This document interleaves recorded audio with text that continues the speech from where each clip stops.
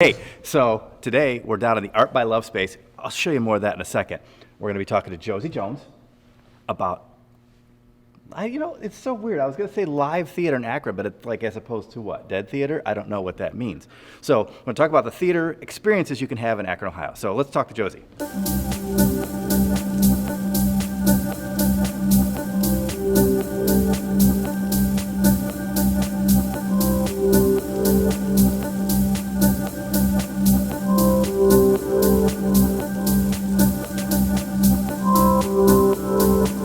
So first of all, tell me about you and how you're involved in theater here in Akron.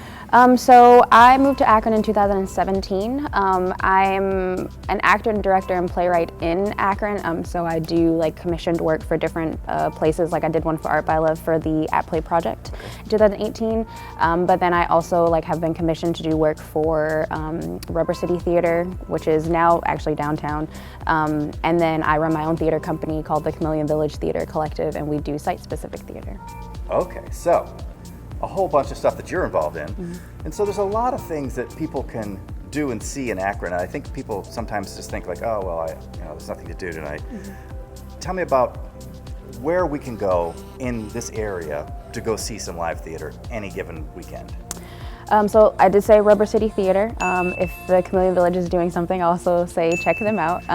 We actually have the Civic over here that has the Millennial Theater Project based out of it. So they also do a lot of theater. Are they doing it the cabaret style, like where people can sit on the stage? Yes. Or, see, now that's a lot of fun too. If you haven't been to one of the music things, to be able to sit on that historic stage, it's pretty great. It's like an immersive experience. Yeah, it's pretty great. It's really intimate. Wandering Aesthetics is actually over in West Hill. Gum Dip Theater normally works out of North Hill. Yeah. And they do more community-based theater, where ensemble-based theater. Okay. And they have a lot of immigrant populations that work with them and telling immigrant or migrant stories. Masu Productions does a lot of African-American theater. Right over in West Hill as well, we have New World Performance Lab, and New World Performance Lab does a lot of also ensemble-based theater, but they're very internationally focused. So the last show that I saw from them was Don Quixote, and it was partially in Spanish and partially in English, so it was really cool. And then I worked on a project with their newest theater company called Q Theater, which is a LGBT plus youth theater, and they just created their own original piece. Or new piece, excuse me. And we're going to go check out None Too Fragile in a little bit after this interview, and very excited about their new space because they've been doing it for a long time too, and they have really created an intimate experience that you're going to check out. I want to add Ohio Shakespeare Festival because I'm in a play for them coming up in December. How do we forget them? How do you forget them? Sorry, they do some amazing work, y'all. Right. I don't know if there is another one. I apologize, y'all.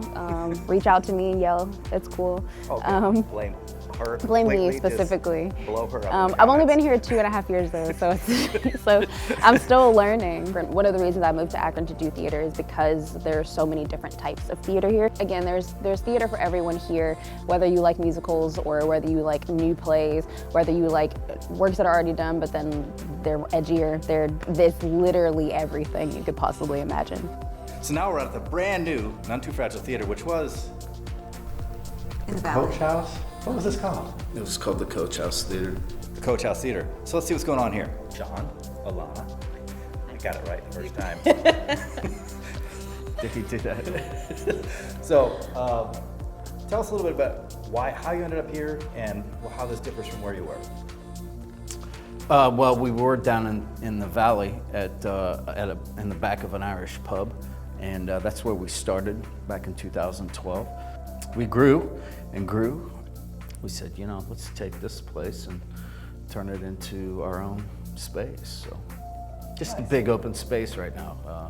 Everything's still in transition from what it used to be to what it'll eventually be as None Too Fragile. So we're now in this new renovated space. Before I remember it being sort of quaint and sort of colonial. What's going on? It's definitely historic. So we had to work with a lot of the historic properties, which sound was an issue. Yeah, this is a little bit of a change because you are black box. We'll take a look at that in a second. I'm showing it to you right now in B-roll, but I Now, you've seen it. So it's a black box theater, but now you're sort of doing it in a proscenium kind of environment. It's kind of a hybrid right now, and we hope to eventually be able to adapt the stage area so that it's definitely a more of a classic black box feel. Yeah, if you haven't been to a None Too Fragile theater show, it is, like you said, an extremely intimate experience, and it strikes, it's like hits you in the soul, in the feels. You know, it's like most times you're going to be crying or exhilarated, but you're not going to sit there passively and see a show. And I think that's sort of a trademark of the kind of work you guys select. Yeah, it comes from the choice in scripts. That's the first step. Is everything that we choose is something that Alana and I appeal to or appeals to us, and then the casting, putting together the crew to tell the story. So we pride ourselves on the team that we put together and our choice in material to produce. We just do things that are real to life. The things that you would sit at home and binge on Netflix or Prime or HBO or whatever. Obviously, we don't have the budget to do things like Game of Thrones and things, Sure. But we do things that interest people because they can identify with what they're seeing on theater. It's not, from 100 years ago. It's not, there's a place for that, and there are people who do that type of theater, Shakespeare and the classic works of, Moliere or whatever. But we're not that theater. We're going to do the things that you're staying up at 2 a.m. that you can't turn off because you're engrossed into the character and in the storyline. That's the type of stuff that you're going to see on our stage. That's what speaks to Alana and I, and that's why we produce what we do. So, I think that's what people want. At least the people that come here. So, Well, and to that end, kind of going back to what you're talking about, how actors are moving to the coast. Your productions are so good. Your productions are now going out from here to other places as well. Tell me about that. Somebody please say something. Well, last year we were lucky enough to be the recipient of a Night Arts Challenge grant for our project Boogie Ban. Boogie Ban is a show written by DC Fiddler about PTSD. It's a 2-man show, very powerful. We did the world premiere of it in November, and part of the grant was to do a subsequent production, a touring production in Chicago and New York. And actually, we just finished that this past weekend. I was holding down the fort here because we produced our full season here in the meantime, and Sean was on the road with the cast and crew of Boogie Ban in Chicago and New York. So, New York quality productions right here in our backyard.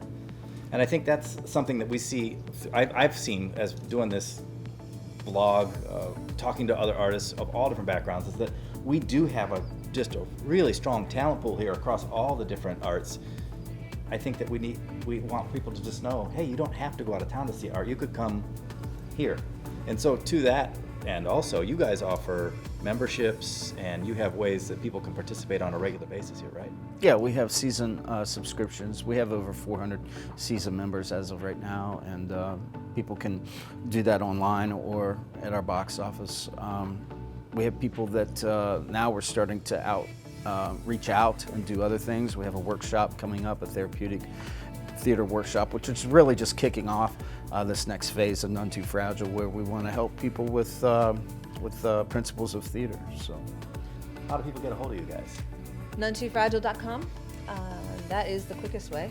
And our phone number, address, all of that is right on our website. You can also view past shows, the current season. You can see awards that we've received over the years, opportunities for donating to your local theater, everything. We are a nonprofit. We're Sure. a 501c3. So yeah, and we depend heavily on not just box office, which really is about 55% of our total budget of the year, but we do depend heavily on our foundations, the GAR Foundation, Akron Community Foundation. I'm backstage, ironically, at the legendary Akron Civic Theater. I thought, what a great way to end this vlog. There's a million things to do and see here in Akron. So many great programs. Thanks for watching this vlog. If you like it, please be sure to subscribe, share, and comment. Say what did I miss? And let Josy know what she missed, because really it's her fault. How you doing?